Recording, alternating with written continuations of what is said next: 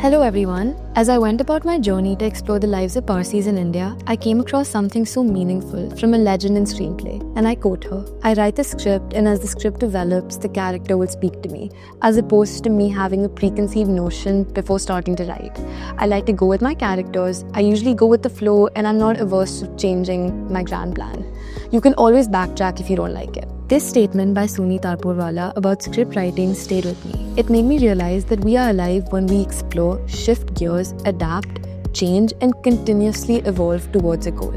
And I'm so excited to be here with her today and listen to her in person. She's an Indian screenwriter, photographer, and filmmaker who is a screenwriter of Mississippi Masala, The Namesake, and Oscar-nominated Salaam Bombay, all directed by Meera Nair. She has also recently come out with an Amazon original show called Whack Girls. Suni wrote the screenplay for and directed her first feature film, The Little Zizou, which explores issues facing the Parsi community to which she belongs. It went on to win the Silver Lotus Award at the National Film Awards in 2009. Her photographs are in the permanent collections of the National Gallery of Modern Art in Delhi and the Metropolitan Museum of Art in New York. Thank you so much for joining me today. I'm very grateful for your time. So my first question to you is, what has your journey been like, and when did you know that you wanted to create magic with your craft? Which craft? I do 4 things. So, photography. Photography, I had, my father was a very keen amateur photographer. I had a lot of amateur photographers in my family. So I grew up around photographs, and I was in college in America, borrowed money from my roommate, bought my first camera, a friend taught me how to use it, and that's where my journey began. All right, so it was through a camera that it started, yeah. What is your biggest inspiration? What is something that gets you excited to be at work every day?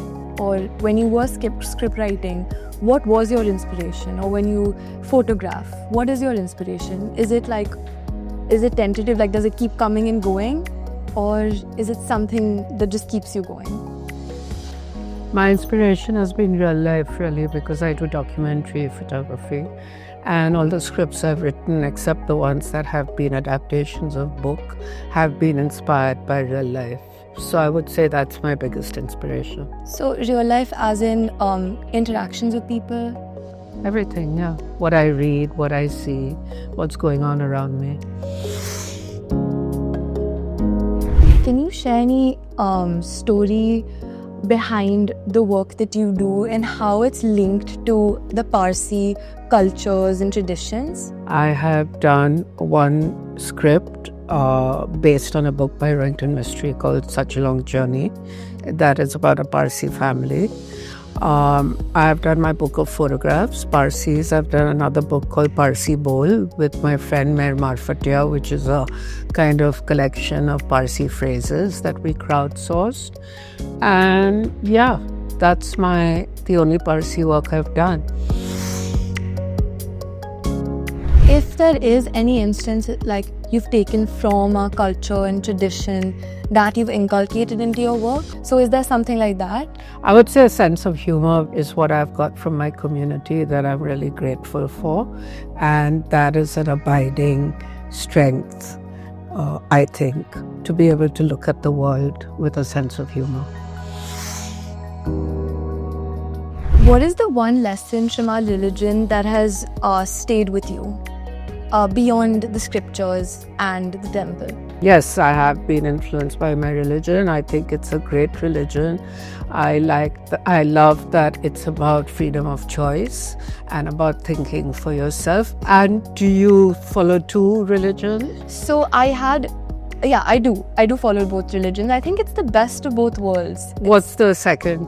Hinduism. Yeah. Mom's religion. Yeah. And then Papa's faith is obviously being a Zoroastrian.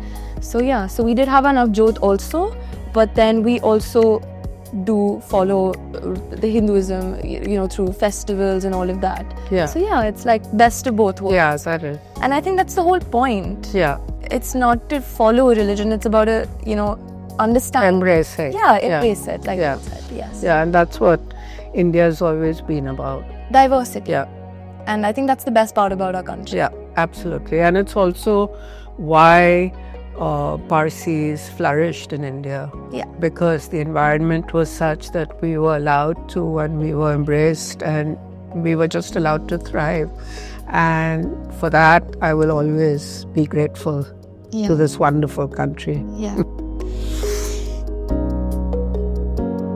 What is your suggestion on keeping the future generations of Parsi, the community, alive and vibrant?